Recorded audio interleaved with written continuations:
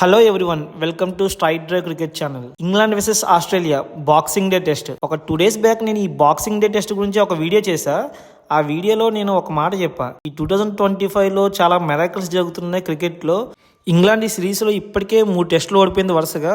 At least ఈ boxing day టెస్ట్లో అయినా గెలిచి ఒక రికార్డ్ సృష్టిస్తుందేమో అనుకున్నాం కదా. సేమ్ మనం అనుకున్నట్లుగానే ఇంగ్లాండ్ ఆస్ట్రేలియాపై గెలిచింది బాక్సింగ్ డే టెస్ట్లో.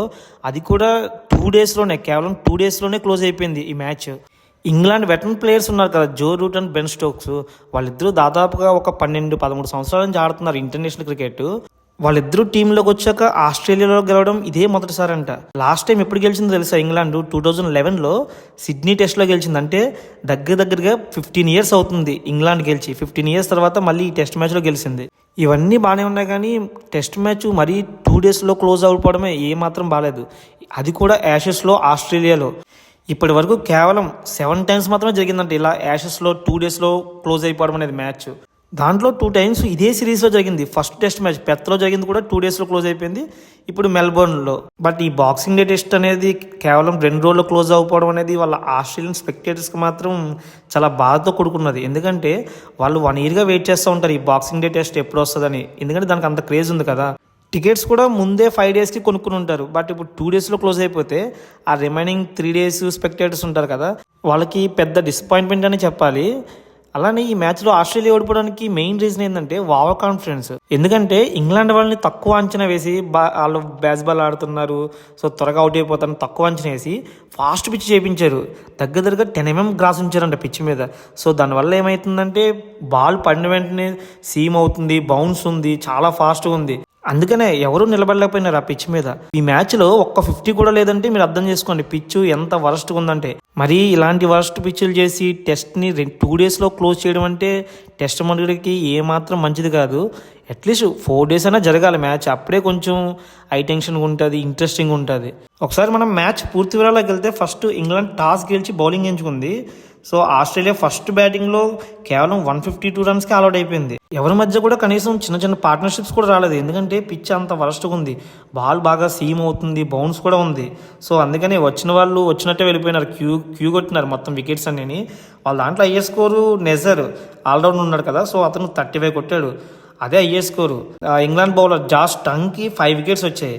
ఆస్ట్రేలియా తక్కువ స్కోర్కి ఆల్అౌట్ అయిపోయింది. ఇంగ్లాండ్ కొంచెం రన్స్ చేసి ఫస్ట్ ఇన్నింగ్స్లో లీడ్ సంపాదిస్తుందని అనుకుంటే వీళ్ళు ఇంకా మరీ దారుణం, 110 runsకి ఆల్అౌట్ అయిపోయారు ఇంగ్లాండ్ వాళ్ళు. వీళ్ళ దాంట్లో హ్యారీ బ్రూక్ చేసిన 41 runs హైయెస్ట్. సో దీంతో ఫస్ట్ డే రోజే 20 wickets పడ్డాయి. యాషెస్ సిరీస్లో ఇట్లాగా ఫస్ట్ డేనే 20 wickets కోల్పోవడం అనేది ఎప్పుడో 1931లో జరిగిందంట. మళ్ళీ దాని తర్వాత ఇదే ఫస్ట్ టైం.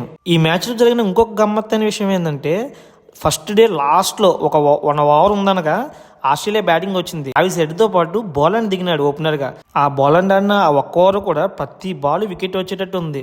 బట్ లాస్ట్కి ఎలా అయితే సర్వైవ్ అవ్వగలిగాడు. ఆస్ట్రేలియాకి ఫస్ట్ ఇన్నింగ్స్లో 42 runs లీడ్ లభించింది. ఇంకొక 150 runs లేదా 200 runs చేస్తే ఈ టెస్ట్ మ్యాచ్ కూడా గెలిచేస్తుంది అనుకున్నాం, ఎందుకంటే పిచ్ అలా ఉంది కాబట్టి. బట్ ఆస్ట్రేలియా కూడా సెకండ్ ఇన్నింగ్స్లో క్రమం తప్పకుండా వికెట్లు కోల్పోయింది. ఎడ్ చేసిన 46 runs హైయెస్ట్.